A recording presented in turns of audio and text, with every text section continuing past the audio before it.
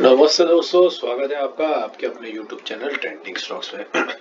Monday 23 सितंबर Monday के दिन के लिए हमने कुछ स्टॉक्स को पोजिशनल ट्रेडिंग दैट इज लंबी अवधि के हिसाब से एजुकेशनल पर्पज से आइडेंटिफाई किया है।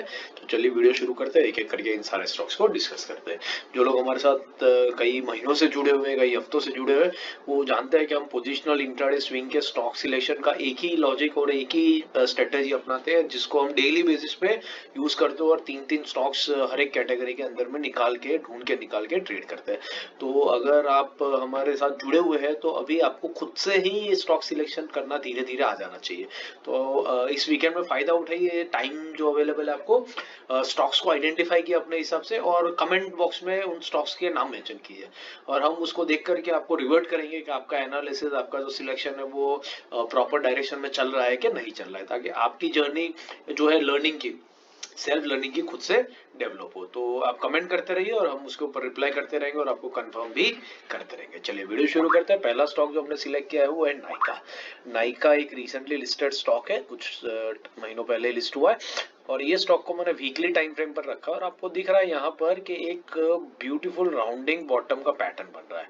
और आप बाकी सारे रिसेंटली लिस्टेड स्टॉक्स को अगर ट्रैक कर रहे हैं तो आपको पता है कि किस तरीके से ये स्टॉक पहले लिस्ट होते हैं, फिर उसके बाद नीचे आते हैं और एक राउंडिंग बॉटम कंप्लीट करके अपनी अपवर्ड ट्रेजेक्टरी को आगे की तरफ कंटिन्यू करते हैं। इसी राउंडिंग बॉटम के साथ में आप देख रहे हैं मूविंग एवरेज का क्रॉसओवर हो रहा है और साथ में आप एक और चीज नोटिस करेंगे कि ये जो स्टॉक है यहाँ से यहाँ तक अगर मैं आपको ड्रॉ करके दिखाऊं तो आपको दिखेगा कि एक अपवर्ड ट्रेंड लाइन के सपोर्ट के ऊपर स्टॉक मूव कर रहा है, आप देख सकते हैं।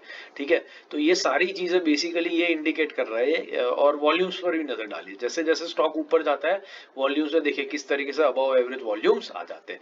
ये सारी चीजें मिलकर के ये इंडिकेट कर रही है कि स्टॉक यहाँ से ग्रेजुअली इस लेवल को टच करेगा और इस लेवल को टच करने के बाद में ये स्टॉक इवेंचुअली अपने 420 के लेवल के पास में भी पहुंचेगा। और इसी रीजन की वजह से हमने इस स्टॉक को यहाँ पर सिलेक्ट किया। लेवल जो है वो स्क्रीन पे है, नोट कर लीजिए। पहला टारगेट रहेगा 310 का विच इज 63% अपसाइड। दूसरा टारगेट रहेगा 420 का जो 121% की अपसाइड है। स्टॉप लॉस रहेगा 175 के नीचे और इस स्टॉक को वॉच लिस्ट पर रख करके आप आने वाले टाइम के लिए स्टडी कर सकते हैं। दूसरा स्टॉक जो हमने सिलेक्ट किया है वो है ओरिएंट इलेक्ट्रिक। ओरिएंट इलेक्ट्रिक में भी आप देखिए आपको सेम पैटर्न दिखेगी, एक राउंडिंग बॉटम बनती हुई जो इवेंचुअली यहाँ से खत्म करके यहाँ तक पहुंच के रुकेगी। तो ये एक रीजन है। दूसरा रीजन आप नोट कीजिए यहाँ पर कि इस पॉइंट से लेकर के यहाँ तक स्टॉक ने एक अपवर्ड जर्नी कंटिन्यू शुरू कर दिया। देखिए इस ट्रेंड लाइन के सपोर्ट पर स्टॉक ऊपर की बढ़ता जा रहा है, ये दूसरा पैटर्न हो गया।